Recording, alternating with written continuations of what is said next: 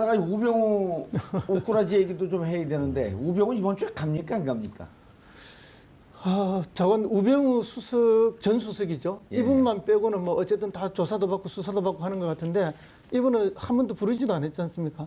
예. 그리고 이제 나오는 이야기는 뭐 여러 가지 제보가 쏟아져 들어오고 또 그 사이에 몇 가지 이제 증거가 더 잡히고 예를 들면 뭐 문체부에 예. 그 간부들 5명 뭐 인사 강등 조치할 때, 강등이 아니고 그 자춘할 때 예. 직접 개입했던 것들이 추가적으로 나오긴 했는데 이상하게 특검이 우병우만은 손대지 않고 있다. 오늘 또 일부 보도에서는 이제 10억 정도 차명 계좌에 들어있는 게 나왔다 이렇게 되는데 뭐 부분적으로는 좀 이렇게 증거도 작고 한 것 같은데 우병우는 두고 있는데 이제 뭐 여러 가지 이야기가 나와 있죠. 이 특검 안에 특검보 2명이 역시 이제 파견 나와 있는 부장검사라서 예.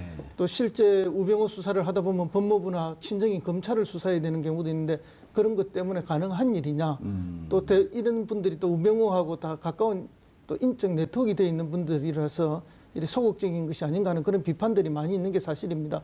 그러나 이 국정농단 사건의 핵심에 우병우가 있다는 게 국민들의 일반의 생각이거든요. 그렇죠. 그것을 감찰하고 막고 해야 될 사람들이 민정수석실인데 오히려 방조하거나 오히려 직권을 남용해서 도와주거나 또 직권을 뭐라 그러죠 직무를 유기하거나 이런 것들로 국민들이 인식하고 있는데 우병우만 빠진다면은 이번 특검이 사실상 뭐 반쪽도 아니고 반의 반쪽 수준이 되는 것이 아니냐. 예. 삼성의 이재용 부회장은 우리가 이번 특검을 통해서 반드시 해소해야 될 게 정경유착 아닙니까? 예. 자기들은 강요라고 이야기하지만 이건 정경유착을 통해서 자기들도 많은 혜택을 가져간 거기 때문에 한국 경제에서 수십 년간 내려오던 정경유착 이번에 반드시 특검이 좀 끊어달라는 것이고 또 동시에는 어떤 그런 것들이 감찰하고 제어하고 통제해야 되는 민정수석실이 오히려 그런 것들을 도와주거나 부하내동하거나 이런 것들이 아닌가 해서 그 권력의 핵심에 대한 반드시 단죄가 있어야 된다는 게 국민의 감정입니다. 최 변호사님, 예. 그 전에 우병우 수석에 대한 혐의가 예. 직권남용, 직무유기 예.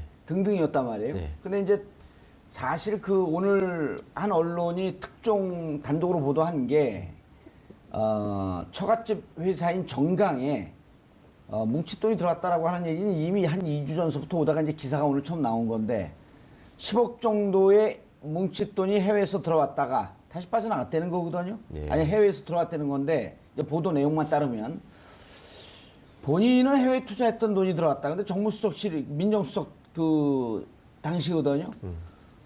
근데 이제 이게 세탁한 돈이 아니냐 이러고 이제 들여다본 건데 특검은 세탁한 돈이 그렇게 처갓집 기업으로 돈이 들어올까요? 그렇게 꼼꼼하고 법을 잘하는 분이 만약에 뇌물이라고 한다면 그거는 그 두 가지 측면이 있을 수 있죠. 과거에 우리 진경준 검사장 사건 때도 보시면 예.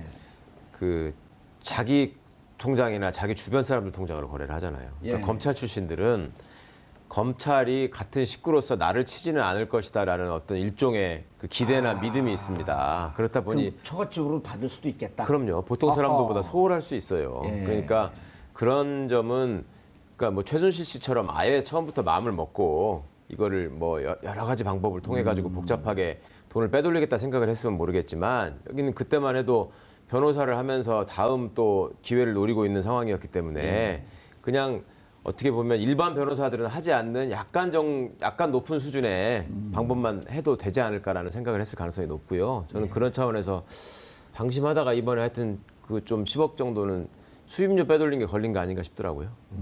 근데 해외에서 들어왔다 그러더라고요. 그러니까 그거야 뭐 계좌를 통해서 바깥으로 돌렸다가 다시 한번 돌아오는 게 이제 가장 기초적인 자금 세탁 방식이니까 예. 그리고 또 처가명가 갖고 있는 회사들이 많이 있으니까 그런 걸 통해서 그런 생각을 만약 수입료 누락이면 뭐에 해당되나요? 그거는 이제 변호사법 위반도 되고 예. 여러 가지 이제 변호사법에 정한 그 불성실 신고 이런 것 때문에 이제 국세청의 이제 국세기본법 위반 그러니까 세무조사와 관련된 거죠. 뭐 그런 탈세 혐의로 말하자면 처벌받는 구속 사유 아닌가요? 액수에 따라서 뭐 저기 할 수 있지만 지금 봐서는 그것만 가지고라기보다는 다른 여러 가지 일들이 있지 직권남용, 않습니까? 직무유기 등등이 있기 때문에. 그거는 이제 합쳐서 해야 되겠죠. 그리고 이분은 누가 봐도 증거인멸할 수 있는 인상만 봐도 그렇잖아요. 다만 다 변호사 수임료 뭐 누락 부분이 아닌가 뭐 예. 이렇게 많이 말씀을 하시는데 이제 우리는 또 많은 상상과 추측을 해볼 수 있지 않습니까? 그렇죠. 그럴 수도 있고 이번에 유독 저 사면 복권과 관련돼서 여러 가지 이야기들이 있지 않습니까? 예.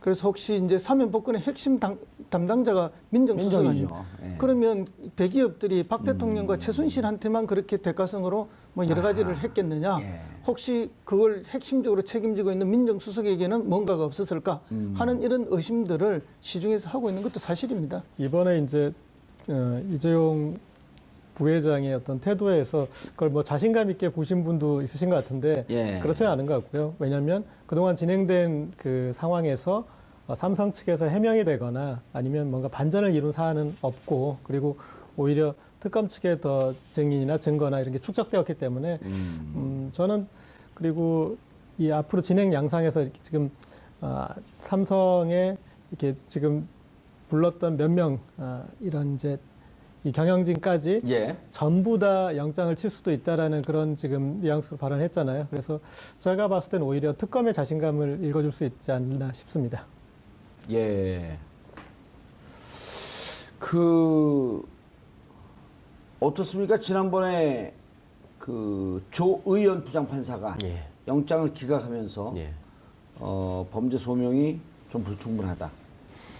그런데 지난번에 세 개로 들어갔잖아요.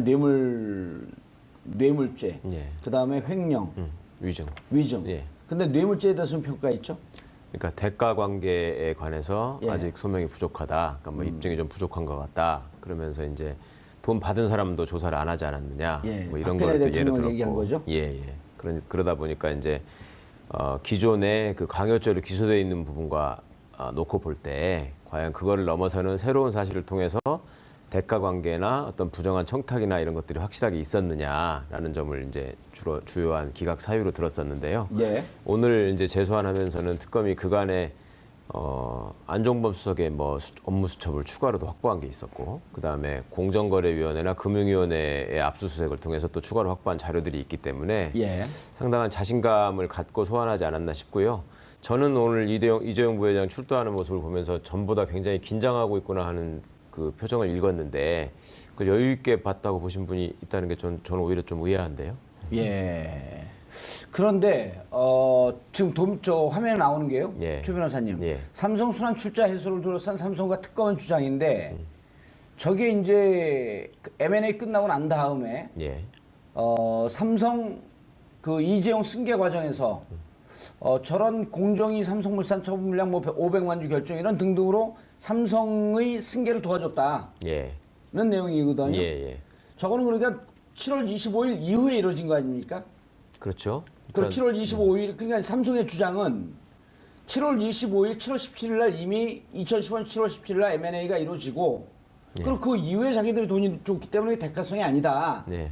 그런데 돈 주고 난 다음에 저런 일들이 쭉 벌어진 거란 말이죠. 그렇죠. 그러니까 저 일이 있기 직전에도 지금 뭐 독일에 송금한 게 있었고 예. 했다는 거잖아요. 예. 그러니까 그러고 나서 직후에 이제 저런 조치를 공정위가 했다라는 것. 예. 그다음에 삼성은 저 문제에 대해서 소위 로펌의 해석을 받아가지고 예. 우리는 문제가 없다라고 본다라고 계속 주장을 했지만 공정위는 아니다. 그건 저거는 그 순환 출자 문제에 걸리기 때문에 예.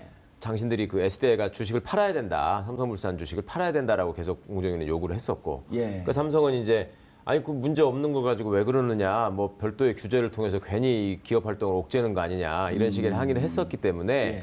공정위와 삼성 사이에는 이게 중요한 이슈가 돼 있었던 것이죠. 예. 그런데 갑자기 공정거래위원회가 그리고 지금 일부 보도에 의하면 공정거래위원회 부위원장이 직접 지시를 했다고 그러죠. 예. 그거 애초에 얘기했던 것보다 반으로 줄여가지고 그냥 파는 걸로 해라. 1000만 주를 팔라고 그랬다가 네. 별하나 500만 주만 주로. 팔아라. 네. 예. 그렇다면 둘 사이에 무슨 흥정을 했다기보다는 어느 선에서 협상이 이루어진 것이고 그리고 그 과정에서 공정거래위원회가 다른 특별한 이유 없이 본인의 논리를 지금 접었단 말입니다. 예. 그러면 그 당시 상황에서 삼성의 주장이 옳았으면은 그거를 매각하라고 요구하면 안 되는 것이고 그럼 정부가. 공정위가 엄한짓한 거죠. 그렇죠. 예. 월권을 한 게 되는 것이죠. 예. 나중에 또 삼성이 그거에 대해서 법적인 문제를 제기할 수도 있는 측면이 있고 그런데 그걸 반만 줄여가지고 그냥 해줘라라고 하는 지시를 고위 관계자가 했다라고 하는 것은 모종의 지시가 상부에서 내려오지 않았나 하는 의심을 받을 수밖에 없는 것이고 특검은 또 그 정황을 단순하게 평면적으로 지금 보는 것이 아니라 앞뒤에 벌어진 상황을 쭉 보니까 이게 유기적으로 움직인 정황이 있고 또 그 전에 돈이 간 게 있고 또 삼성이 이 문제에 대해서 굉장히 신경을 쓰고 있었기 때문에 이 문제를 어떻게든 풀려고 했었다. 뭐 이런 점들을 좀 포착하지 않았나 싶고요. 예. 그것 때문에 이 부분은 확실히 대가성이 입증된다라고 보고 있는 것 같습니다. 예. 허평론가님, 지난번에 2월 3일 날 청와대 압수수색이 들어갔다가 무산이 됐잖아요. 그렇죠. 같은 시간에 이제 이른바 성동격서라고 하는 표현을 저희가 여기서 여러 차례 썼는데요.